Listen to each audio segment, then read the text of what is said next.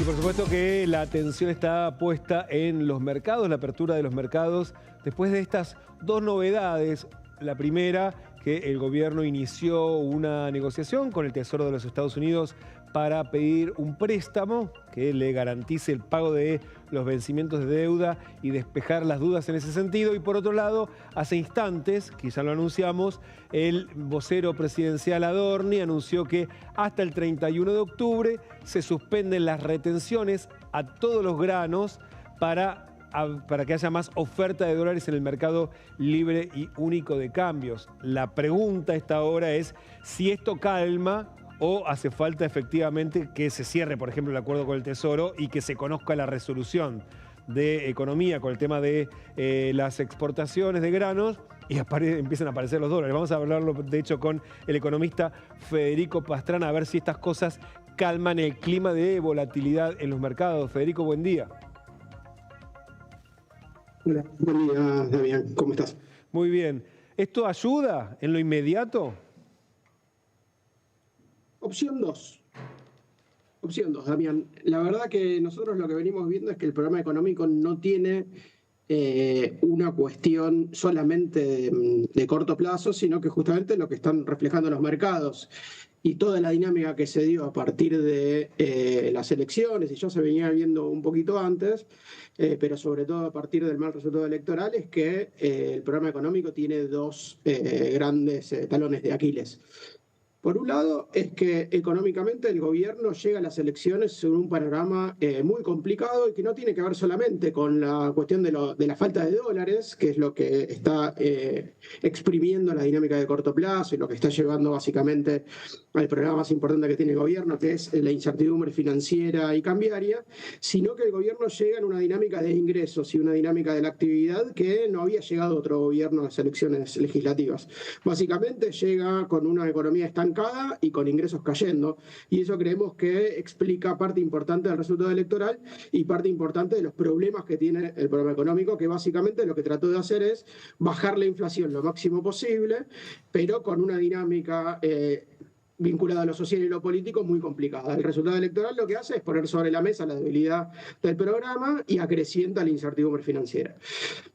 Cuando vos tenés un problema de una corrida cambiaria tan grande como tiene este gobierno, la verdad que la dinámica de corto plazo en general siempre es muy volátil, sobre todo cuando tenés una elección tan cerca, ¿sí?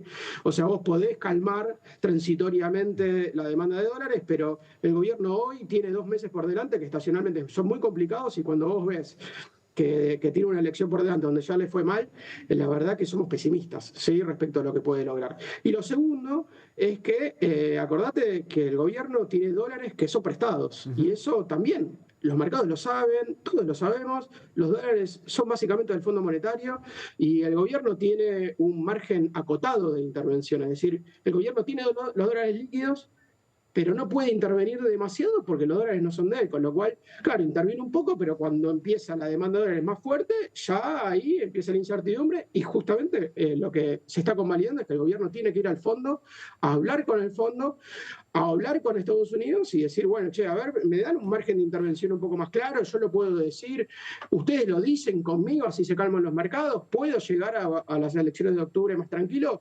Y la verdad que está ahí la decisión. O sea, vos pensás que cualquier mala señal de parte del fondo puede dilapidar el régimen cambiario que ya está en crisis, ¿no?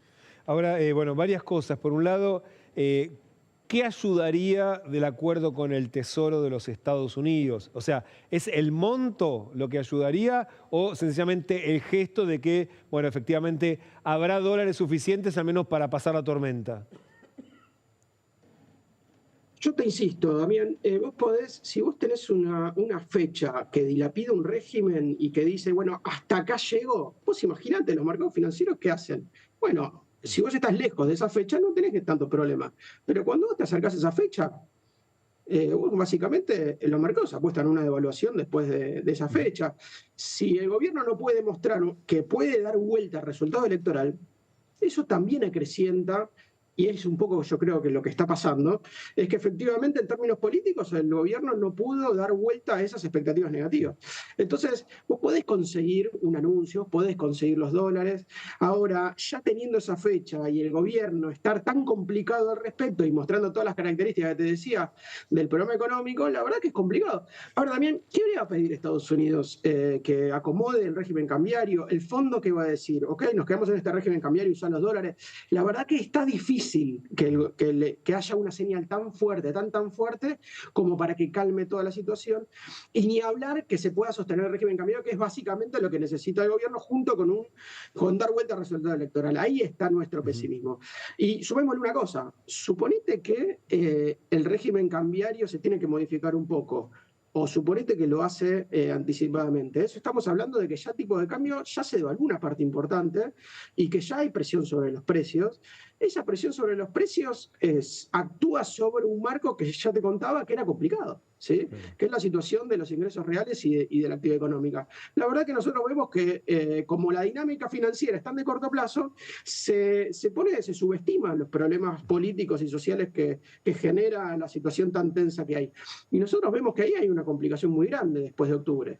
Y antes de octubre también. Básicamente el gobierno está complicado para poder mostrar y sobre todo actuar, mostrar efectivamente de que ese programa económico tiene buenos resultados. O sea, ya lo dice el gobierno, nosotros lo vemos en los números, o sea, los salarios reales se están cayendo.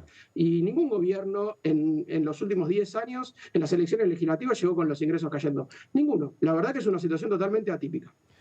Ahora, personalmente, siendo llegar a octubre, a las elecciones de octubre, y después qué, la pregunta, vos decías, bueno, uno de los temas centrales es una economía que está, digamos, no solamente que no crece, sino está en el sentido contrario, en este momento está estancada, el empleo está estancado, los salarios están cayendo. ¿Qué puede hacer el gobierno cuando su objetivo central está puesto en calmar la inflación a costa precisamente de la actividad económica? ¿Qué podría hacer, qué herramientas tiene como para revertir ese escenario? Bien, ahí las herramientas son muchas. La verdad que nosotros nos encontramos con las características más... es muy evidente a dónde llegó el gobierno con su programa económico, ¿no? El programa económico tiene distintas fases, ¿sí? Una primera fase que es la peor de todas, ¿sí? Que fue, efectivamente, esa fue la peor fase de todas, ¿no? Diciembre de 2023 a abril 2024, inflación arriba de 15%, ¿sí? 25%, 20%, 18%, la inflación muy alta, los ingresos cayendo históricamente, ¿sí? 12% llegaron a caer los salarios reales. Y después tuvimos una etapa que fue la etapa en donde los dólares aparecieron, los dólares más fuertes aparecieron después de la devaluación y después del blanqueo, donde la economía se recuperó. Y efectivamente vos ves que la economía se recuperó, que una recuperación B corta, ¿sí? Ese proceso fue el segundo semestre del año pasado. ¿Sí? Nosotros escribimos un informe en enero de 2025 en donde decíamos, che, mira, nosotros cuando vemos el panorama, la programación de dólares que tiene la economía está complicada. Es decir, los efectos del blanqueo empezaron a desaparecer, los efectos del crédito en dólares empezaban a entrar en otra dinámica, che, el gobierno va a tener complicaciones de dólares. Y lo otro que veíamos es que los salarios empezaban a estancar. ¿Sí? Porque el gobierno lo que hizo fue usar el ancla salarial, es decir, el ancla de ingresos, para bajar la inflación. Entonces, lo que estaba pasando es que la economía estaba entrando en una fase de estancamiento y de salarios reales mucho más complicada de la que había tenido en 2024. Entonces, vos decís, che, ¿qué está pasando en este programa económico? Este programa económico está priorizando la inflación, ¿sí? Bajar la inflación a costa de la dinámica de los salarios reales y de la actividad económica. Y el gobierno llega a las elecciones con eso. Entonces, cuando vos llegás con esa priorización, lo que tiene que pasar básicamente en la macroeconomía es que tiene que cambiar esa priorización y el enfoque que está utilizando el gobierno es sumamente regresivo y recesivo. Lo que tiene que pasar es que tiene que cambiar el enfoque del programa económico claramente, esa priorización tiene que cambiar y la verdad es que nosotros vemos que el gobierno no ha reaccionado al respecto y que básicamente lo que está pasando es que está pasando los problemas que tiene la tolerancia social a este tipo de programas en donde pueden lograr bajar la inflación en un momento pero después no puede poner perspectivas en términos ni de crecimiento ni de aumento de los salarios reales, y eso es una complicación muy evidente del actual programa. Federico, nos queda clarísimo. Te agradecemos muchísimo este contacto, que tengas buen día. No,